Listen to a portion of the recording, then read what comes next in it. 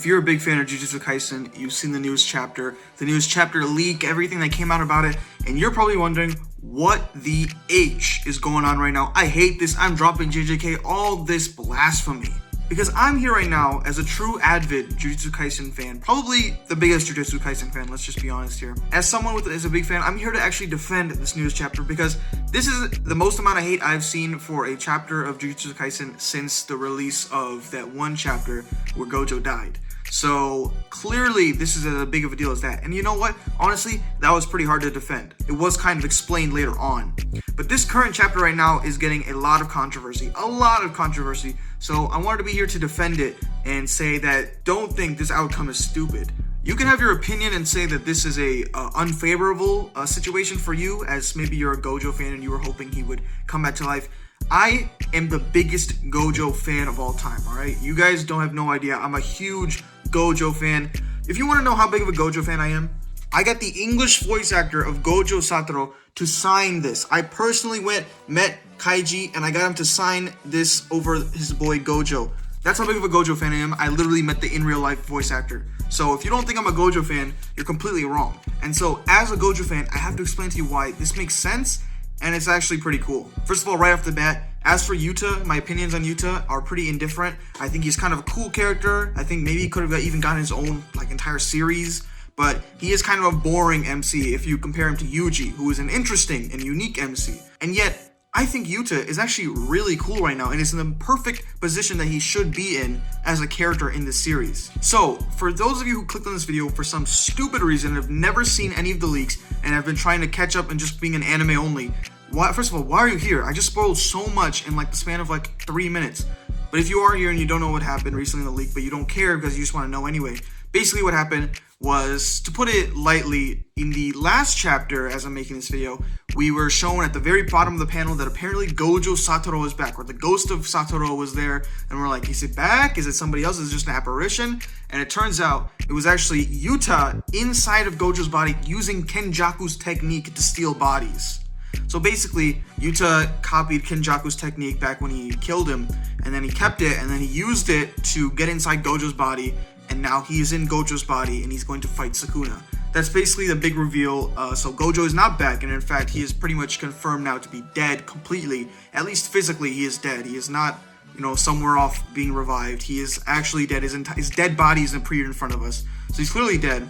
The chapter mainly just went over how the situation came about, how Yuta was critically damaged. A few chapters back, he got sliced in half, like Gojo, kind of funny, and he's basically just gonna die. The only reason he was alive was because Rika was keeping him barely clinging to life, and so he basically had no other choice but to go inside Gojo's body, otherwise he would just die. Now this is something that was actually planned for a while. This wasn't just a random, people call it, A-word pull. I don't want to get demonetized on YouTube, but let's just say A-word pull. They wanted to, that's basically what people call most of these things that happen in JJK, but this was completely not. They were referencing it far behind. I mean, Maki even told Yuta that you're literally our insurance, so if you die, you're kind of taking our insurance with it. And at first, when you read that, we didn't really know what that meant, but now we know what they mean. It's the insurance was that using Gojo, he's the only one that could use Gojo's body to bring Gojo back into the battlefield. So there was a lot of foreshadowing. This wasn't just a random thing. There were plenty of scenes where it's clearly depicted now, knowing the information we know in the future, that Yuta is incredibly nervous and upset about the fact that he's gonna possibly have to use Gojo's body if, first of all, when Gojo is alive, if Gojo dies in the battlefield, and then afterwards, if he is also killed in the battlefield. Because while he was fighting, he literally was talking about how, we don't know it at first, but he's basically just saying, I gotta go all out, because otherwise I have to do something that I don't want to do, which is go inside Gojo's body. Yuta is a good character. He's a good person. He doesn't want anybody else to go into the battlefield and become the monster is basically what he goes through in this whole manga. Basically, he wants to put the burden of being the person who has to become the monster to destroy Sukuna on himself, because that's what Gojo did, and he didn't want Gojo to do that. Yuta and Yuji and even Megami are some of the few characters that actually see Gojo as a person and not just a tool for them, to get the means end, right? Just a tool for the battlefield. That's not what they see him as. They actually see him as a person, but Yuta wanted to put all that burden on himself. And clearly, it's exactly what he did. He decided, you know what? I'm not going to leave the battlefield, leave Sukuna alive, just to, play safe and just care about myself.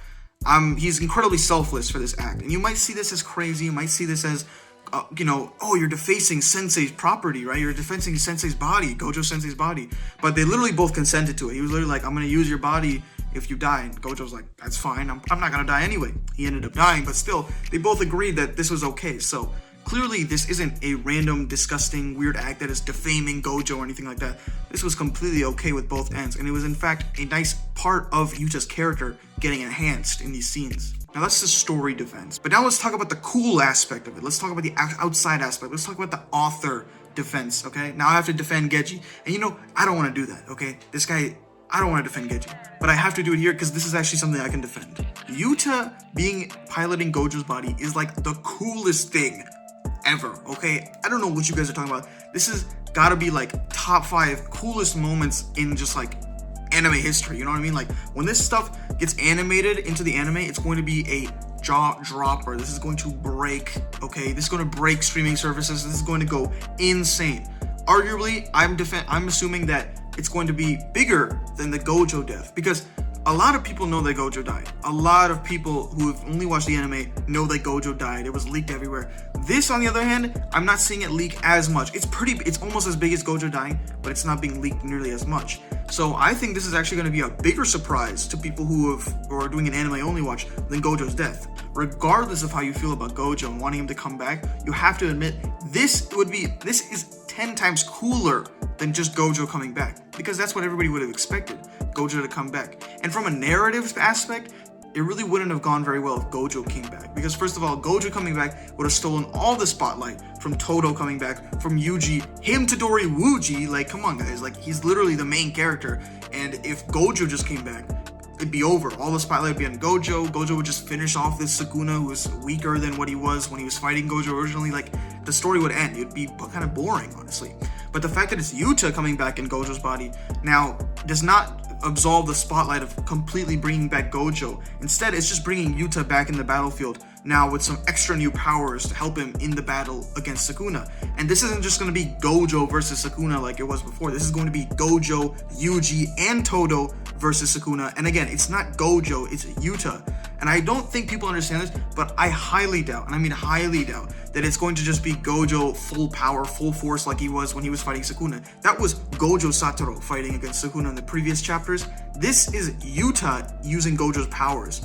And I don't think Yuta had enough time to figure out all of Gojo's abilities and completely know how to use all of his techniques and all that stuff. That's just not something he had time to do, and he's not going to have nearly as much experience as Gojo did. Gojo had, like 30 years in his own body to know these techniques, and he's also Gojo's just a talented person. He's not like he's just born powerful. He learned how to do it. He's the strongest Six Eyes user in history, you know what I mean? Like, he's different. He's literally not just built different. Mentally, he is different. So Yuta going in is not going to be as strong as Gojo, which is also going to be a very good plot point. You don't want Yuta to be as strong as Gojo was, because then the fight will be over. You want him to be weaker than Gojo so that Sukuna has a chance, because we have a weaker Sukuna and now we have a weaker Gojo, and now it's going to be an interesting fight. You don't just want one party to be stronger than the other. This is probably one of the coolest moments in JJK, and it's going to be even cooler when it gets animated. Right now it's already sick. You can see it's just breaking the internet right now. All JJK fans are going sick. They're going crazy, man. This is a very good author point, and he left us on a cliffhanger. Like, guys, so many people are going to come back for when he's going to make the next chapter, right? How many people are going to come back and read the next chapter to see what happens? Anyway, thank you all so much for watching. I know I usually used to make, if you go back in my history, I usually make Fortnite videos, but before Fortnite, I was making anime videos, and then I kind of stopped because one of my Fortnite videos did pretty well. But I haven't played Fortnite in, like, forever, and I don't want this channel to die on the Fortnite hill just because I stopped playing Fortnite. This channel doesn't upload. That's dumb. What I have been getting a lot into is like anime discussions, reading Jujutsu Kaisen, reading anime in general. That's something I just do normally all the time anyway. So I thought I might as well just spew it out on you, because there's nowhere else for me to talk about the Jujutsu Kaisen this much. I love to talk about Jujutsu Kaisen, but there's nowhere for me to really talk about it in real life. So I might as well just talk to you guys about it and keep this channel alive, because this is my channel. I love my channel.